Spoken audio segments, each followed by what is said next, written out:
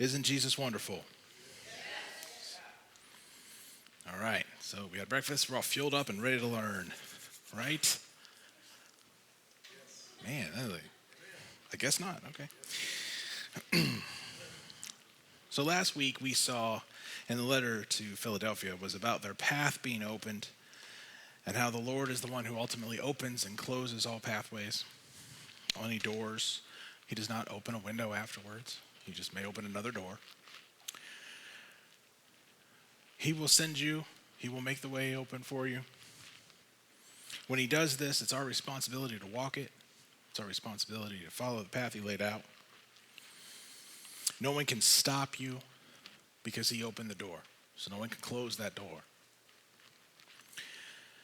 We're going to continue through the letter, finish it off today quickly. So we're going to reread the letter like we always do. Revelation 3, 7 through 13. And to the angel of the church of Philadelphia write, he who is holy, he who is true, who has the key of David, who opens and no one shuts, and shuts and no one opens, says this, I know your deeds. Behold, I've put before you an open door which no one can shut, because you have little power, young power, and you've kept my word, and have not denied my name.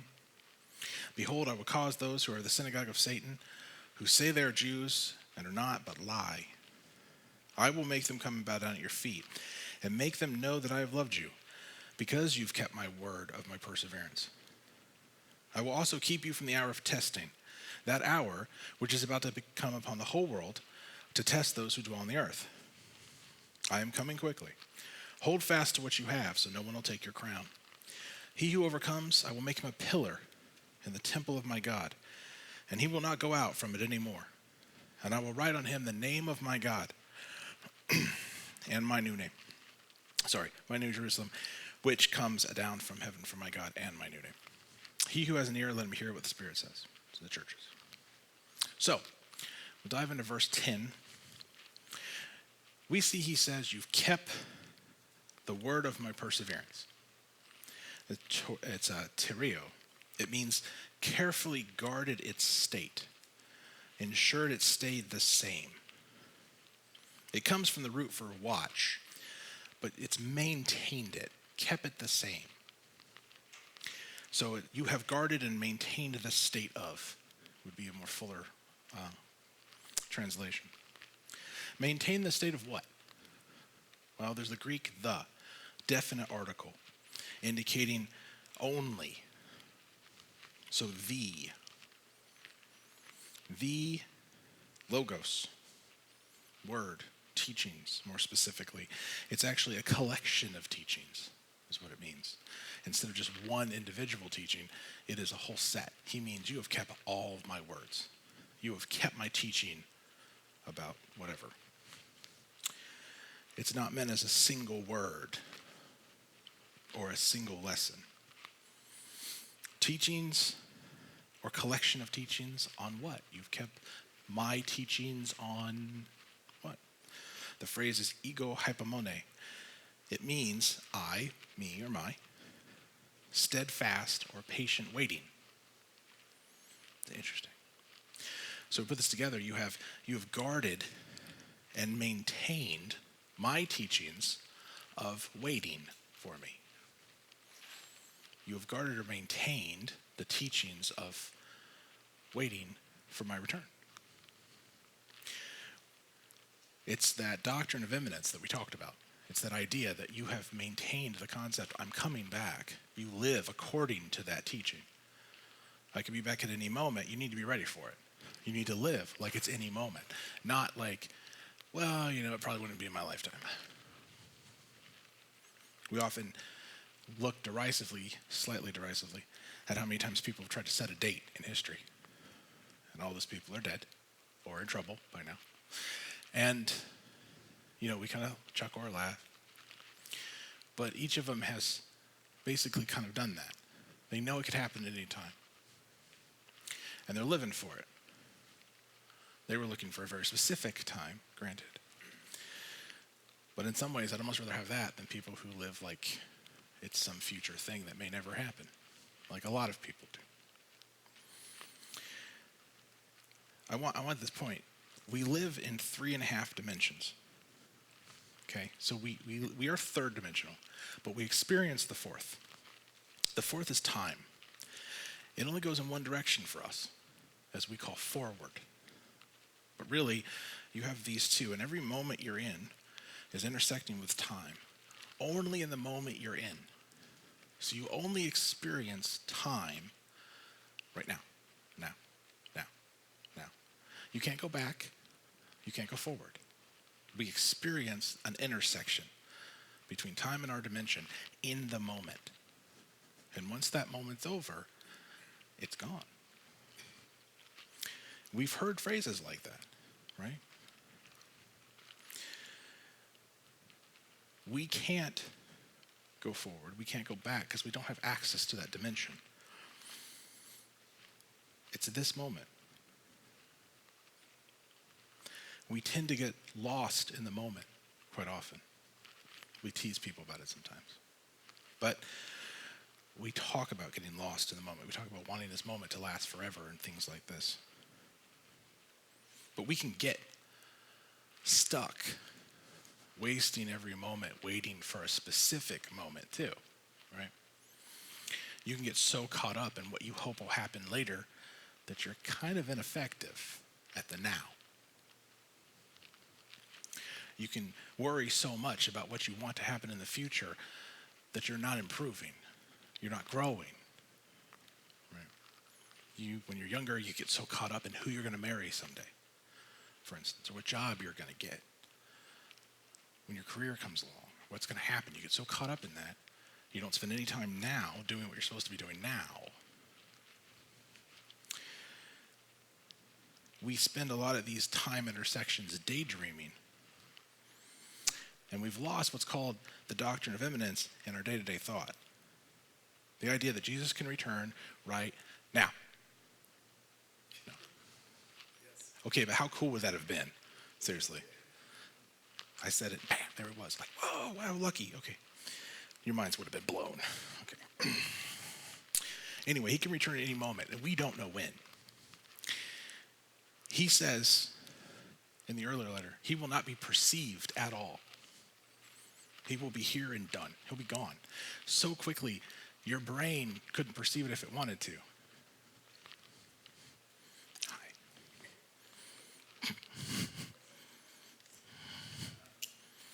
I appreciate it. I love you too.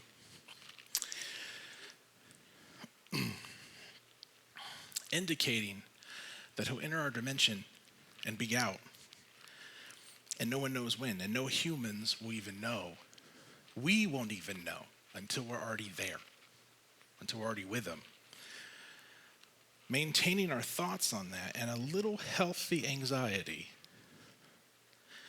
drives us to remain holy and pure and avoid sin, because we don't know when he comes back.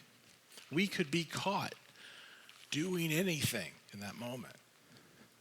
So it's kind of like that, what would Jesus do idea. Would you want to be caught if Jesus came back right now? Is this what you want to be doing? Now, granted, it doesn't matter. Statistically, somebody's going to be embarrassed, when he shows up. It's just reality. But where were you when Jesus came back? I was in the bathroom. Oh. I wouldn't tell that story, okay. But it's also true of any sin. We could be in the middle of any sin if we're not careful, because we just don't think it's going to happen. So we don't live as if it could happen, right? We are to steadfastly maintain the focus on his return because we don't know when it'll happen. It's no different than the thought of we could die at any moment, which is also true. Anybody could die at any moment. There's things about your body, you don't have a clue what's going on, right? Clots, things like that, done. Or on the drive home, or tonight while you sleep. Anything could happen, and we don't know. And so we're supposed to live every day like it's our last. We like to push that idea too. But it's true whether Jesus returns or you die. Either way, it's your last. And you should live it like that, especially as Christians. Would you regret when you're in heaven that you didn't tell that person about Jesus? That you didn't tell that person you loved them? That you didn't try harder? We have to act like this is our last day every single day. And he says Philadelphia did this. They maintained the idea of his return. They lived always a little bit on the edge, expecting that he seriously could return now. I'm going to keep doing it because eventually I'm going to be right. What does that get them? It got them an amazing witness. Now, no. It got them an amazing witness. It got them a great letter and a great commendation. And it got them a promise.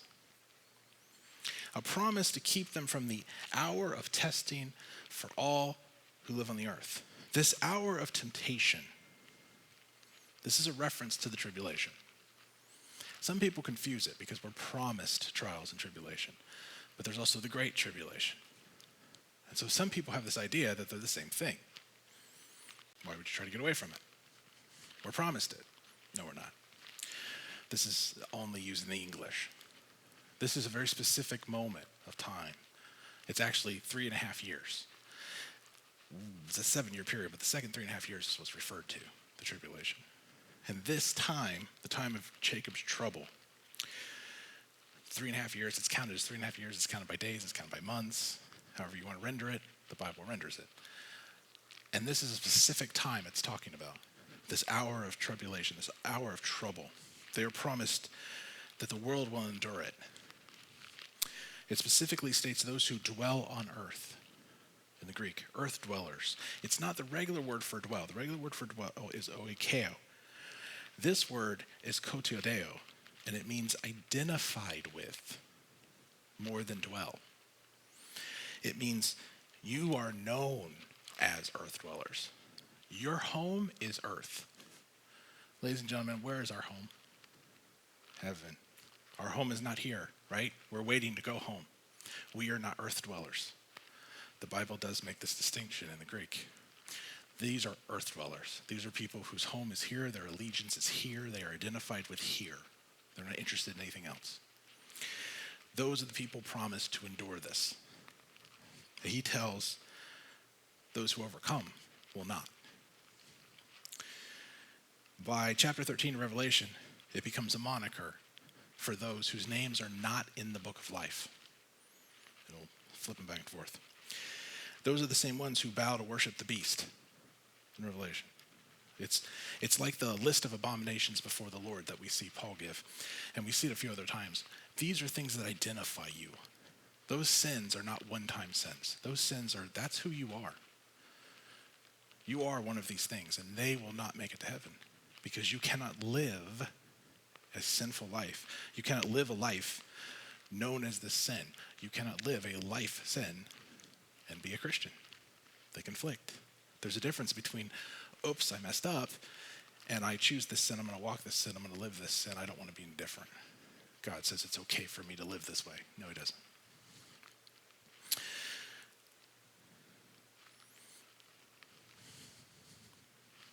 This is an idea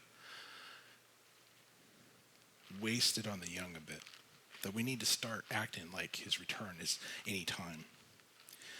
I know many of you can agree with me on this. You know the phrase, you've probably said the phrase at some point, if I knew then what I know now. Yep. And it's kind of that way with the young. If they had that appreciation, as you get older, you tend to appreciate the things of God more and more, and your Christianity more and more the longer you're in it. And so, I know when I was younger, it was like, because when you're younger, you got your whole future, right? I have all the time in the world. I feel like that was yesterday. The Greek here is, Jesus is promising them, the phrase is, I will maintain your removal from this specific time that will come upon the whole world. So we would say, I will maintain your removal out of the specific period of testing and trial, which absolutely in the future comes to the entirety of the world, those who identify with it, to examine and prove those who identify with it. If God decided to test you like this, do you think you would pass? I'm going to spoil it for you. No. Not what we're talking about. You won't. Nobody is. See, your name's either in the book of life or it's not. There's two kinds of people in the world. Those who are saved and those who aren't. Or Democrats. No. But those kinds of people, I'm kidding. Those kind of people whose names are in the book and whose names aren't. And when your name's not in the book and you get to heaven, he says, well, you got two books. And the first one we go to is the book of life. Nope. You're not in here. So he whips out the other book. And that's the book of the law. And he says, well, if I can't grade you by this book, I got to grade you by this book. So let's see if you passed. And nobody passes the law. He makes that clear. Nobody can. And even if you can, you still don't get into that book, so it doesn't matter. He fulfilled that for us and put our names into this book. So this testing is based on those who are under the law. Paul tells you, you get one or the other. You can be under grace, you can be under the law. If you want to be under the law, fine. But the only thing the law gives you is death. Your choice. He fulfilled it because only he can. We can't. But we get to take advantage of that, of what he did, follow him as one of his disciples. So those that are in the world, that are under the law, cannot pass and will not pass. But they will be tested as such. God's judgment will fall. Moving on to verse 11, he's coming quickly. Hold fast to what you have so no one can take your crown. It's tachy in the Greek. It's where we get the word tachometer from. It means RPM more than speed. It means acceleration. It gains speed. As it starts, it gets faster, faster, faster, faster, faster. Kind of like life seems to do that, doesn't it? Starts kind of slow. You're in school. You're waiting for it to be over. And then all of a sudden, bam, bam, bam, bam. Whoa. It'll keep faster once it starts. He's so fast about gathering, as I said previously, you cannot perceive it. It will be so small. It's referred to in the scripture as a twinkling of an eye. That is the amount of time it takes for light to pass from the front of your eye to the back of your eye.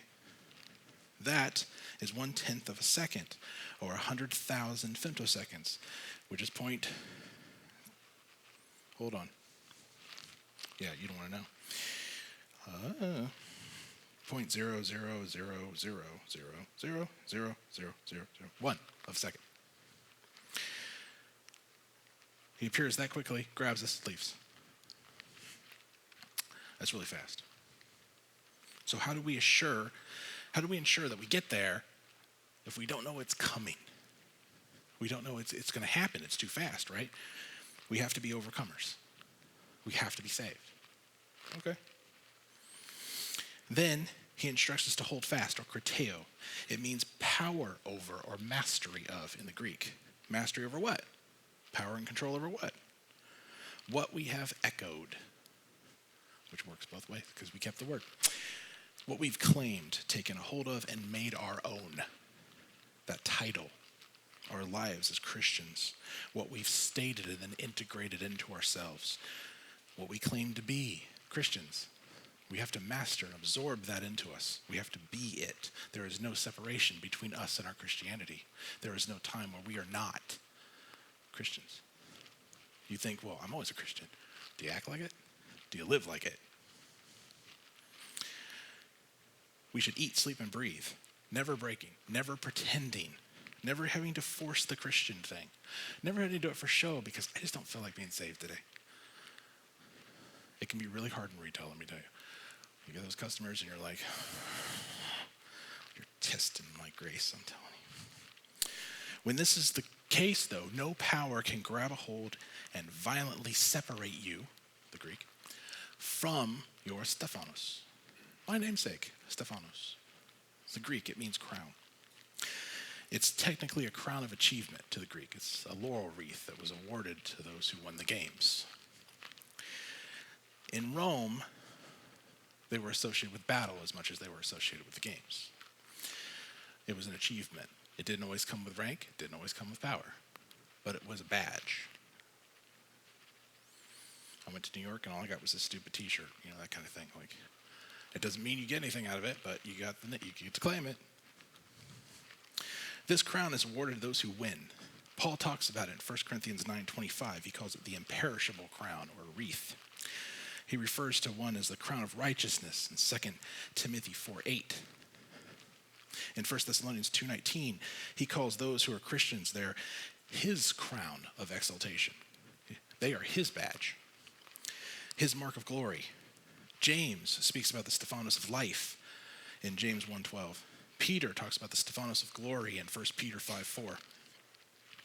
The crown of life showed back up to us in Revelation 2:10, where it's promised to the Christians in Smyrna, the only other congregation with nothing bad said about them. If you base it off this, that's a tall order. If you think about it. Have nothing bad said about you? That's all I have to do? Oh, uh-oh. Here in verse 11, and again in Revelation 4, when you see the 24 elders, they have a Stephanos, but they throw them where? At the crown of Jesus. They throw the crowns at Jesus' feet. It shows up a few more times in Revelation as well, but we'll get there. This is a reward crown.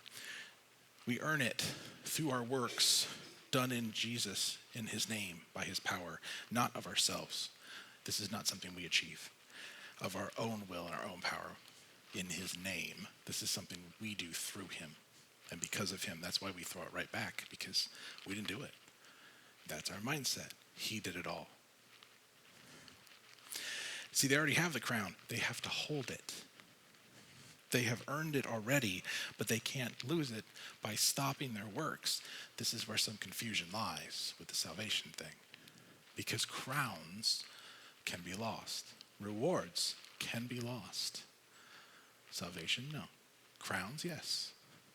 They are marks. They are badges. They are trophies for your case in heaven. We actually have examples of people losing their place in Scripture. Esau lost his place to Jacob in Genesis 25. He gave it up for food. Okay, I kind of understand that. But Esau didn't die. He had an entire lineage, entire countries, but he lost his first trophy. Reuben lost his to Judah in Genesis 49. Moses loses his place to Joshua in Numbers 20:12, Deuteronomy 3:26-28. They lost it. God brings up somebody else. Saul lost his place to David in 1 Samuel 16:1-13. Shebna lost his place to Eliakim in Isaiah 22:15-25. Joab and Abiathar lose both of their places to Benaiah and Zadok in 1 Kings 2:25. Finally, Elijah loses his place to Elisha. That one's missed. 1 Kings 19:13-16. It's used now commonly as, see, there's depression in the Bible. People can be depressed. They can be anxious. God gives them a Snickers. Tells them to take a break. It's in the Bible, yeah. That's what the commercial was about. You know, give your Snickers. You're not your same. When you're hungry, you're not yourself. So eat the Snickers. You'll feel better. So he eats the Snickers, falls asleep. And he felt better. But immediately God tells him to what? Go train your replacement. You're done. He didn't lose his salvation. He didn't lose his place. He was swept up in a whirlwind. He was taken in one of the most glorious ways you could go. But he was done. God brings Elisha in.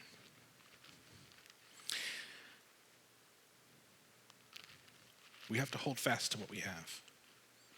This ties into their history as well. During the 14th century, the city of Philadelphia stood alone against the entire Turkish Empire.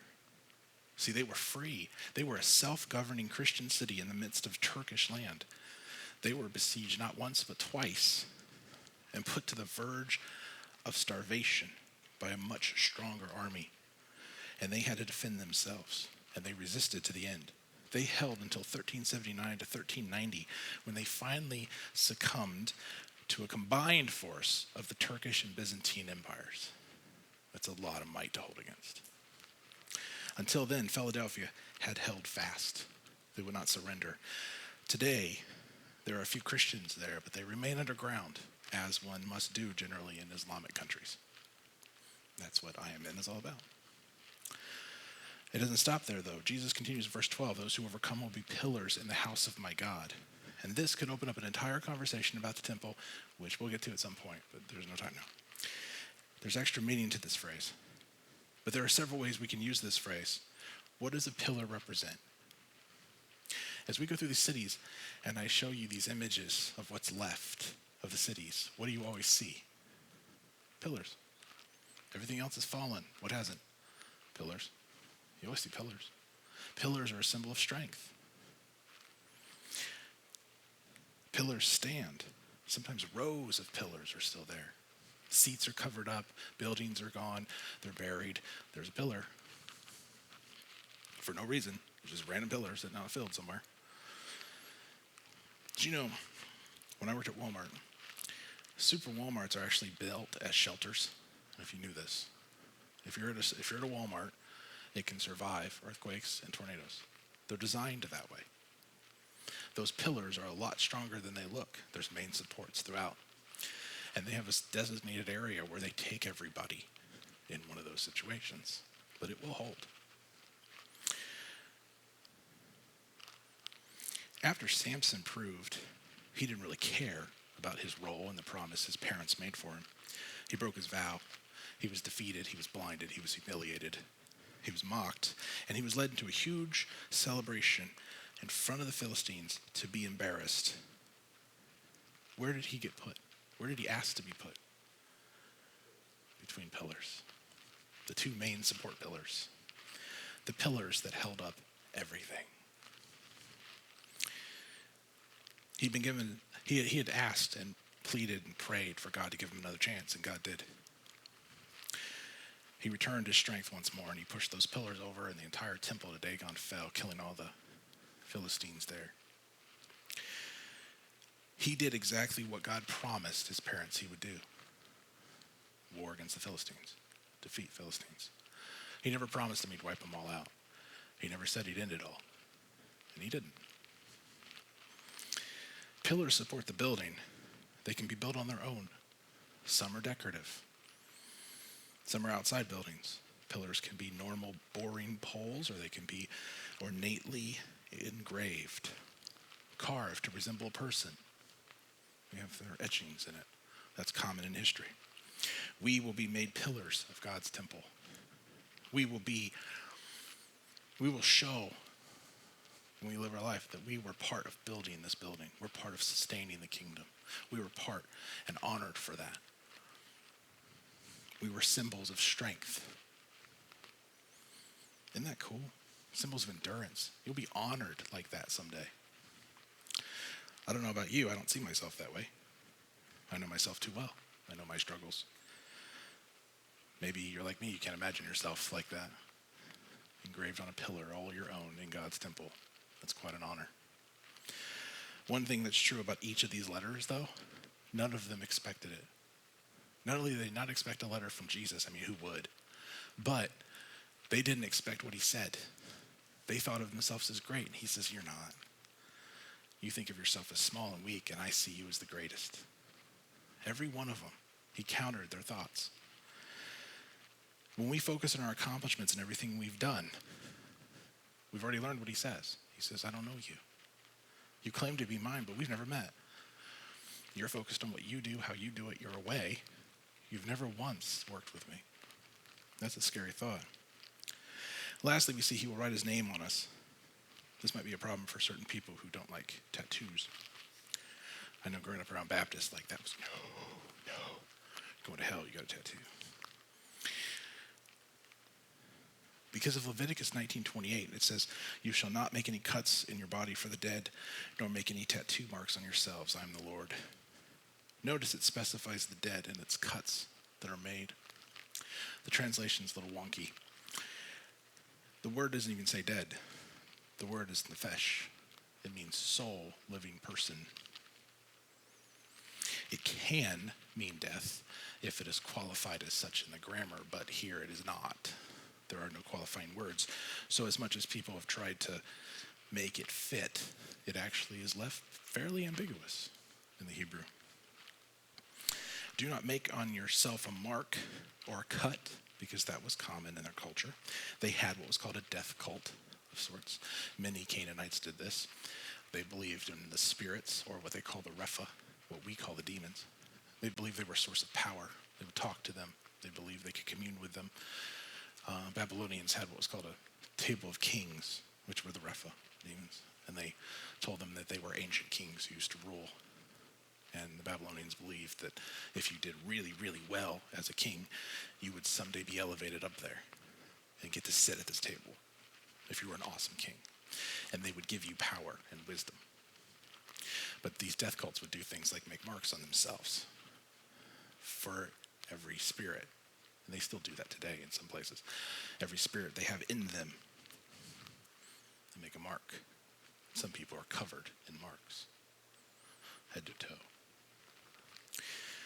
It says, don't make for yourself or a living being, mark on yourself for a living being or a ketavet, which is not tattoo, it means branding, like a branding of ownership. The Canaanites had various practices about this. They would mark themselves to mourn the dead, but they would mark themselves to gain power from that. Branding marks property. We know this. We live in a farming community. We know well what branding is for. Do the cows brand themselves? No. They don't even like it. Who does it? The farmer does. The owner does. This says don't do it to yourself. Don't brand yourself with someone else's mark. Why? Jesus says he's going to put his name on you because you are his. Don't do it for somebody else. I know when label makers were all the rage back in the 90s, I knew somebody had labels, and they would make a label for everything. Everything had their name on it in the house. They'd label it, anything that could get lost. He had the school bag, and he had everything was labeled because his mom had labeled everything. Address, if it was lost, she liked her label maker a lot. The Canaanites were known for marking themselves for any god or demon that possessed them and owned them. This could refer to the dead, of course, if you're dealing with them. And that might be why he leaves it ambiguous, because they did both.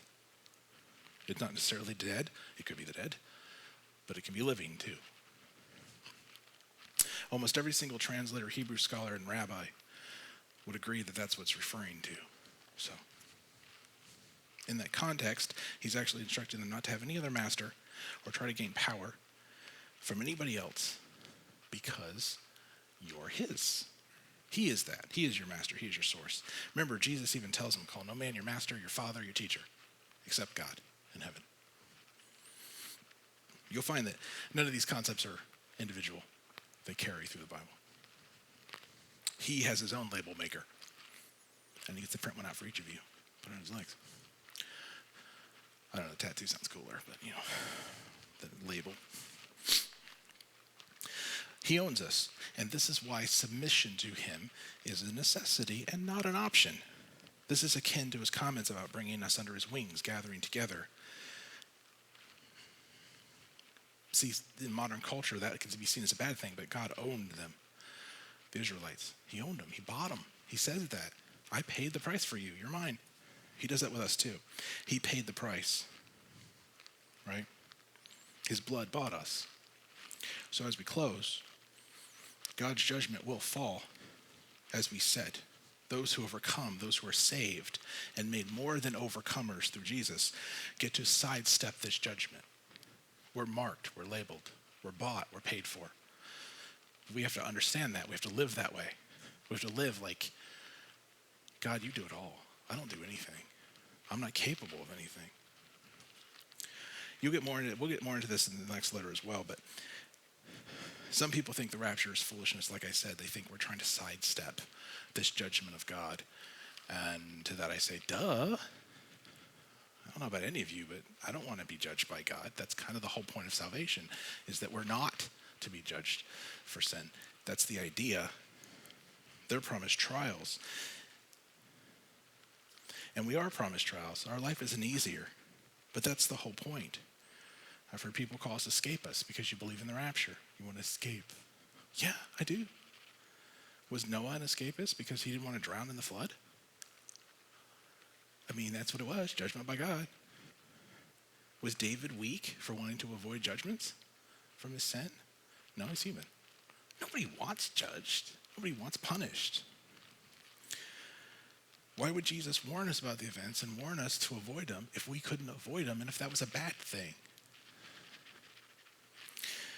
We get the get out of hell free card. If that makes us escapist, well, then I'll claim it.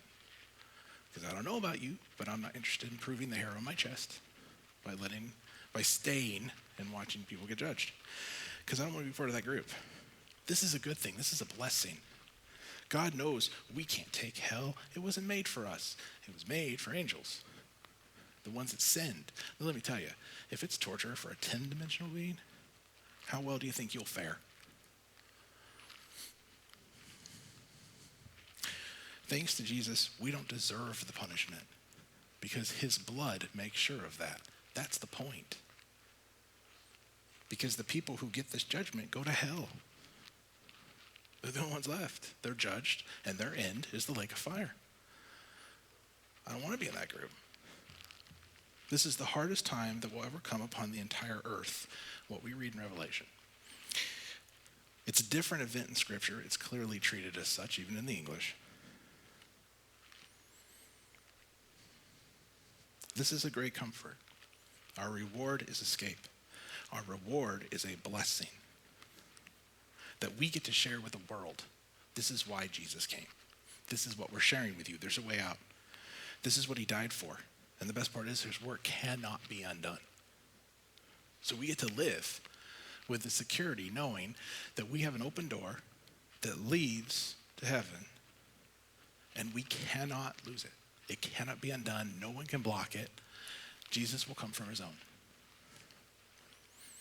No one has the authority, even if they wanted to stop what he's done. So the choice is up to us. Which side do we stand? That's the choice everyone has to make. Do you stand with Jesus or on your own with the devil? There's only two sides. Jesus tells you can't get in the middle. You can't serve two. If you aren't sure what side you might end up in, but you know hell is not where you want to be, that can be fixed. You can talk to us anytime. We can deal with that today. Let's stand and sing our last song.